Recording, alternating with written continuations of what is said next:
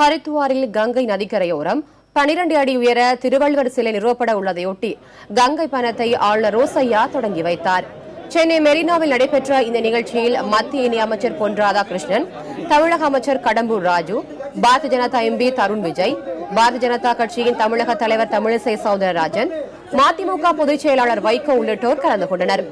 ஹரித்துவாரில் 29ஆம் தேதி நிறுவப்பட உள்ள திருவள்ளுவர் சிலையை உத்தரகாண்ட் முதல்வர் திறந்து வைக்கிறார்.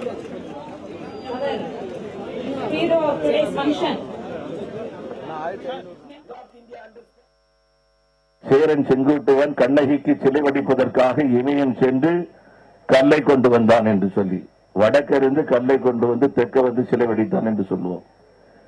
இன்னைக்கு நாமெல்லாம் பெருமைப்படக்கூடிய வகையிலே தெற்கிலிருந்து சிலையை சமைத்துக் கொண்டு வடக்கிலே சென்று ஹரித்வாரிலே இன்னைக்கு அந்த சிலையை வைக்கக்கூடிய அளவுக்கு வந்திருக்கின்றார்கள்.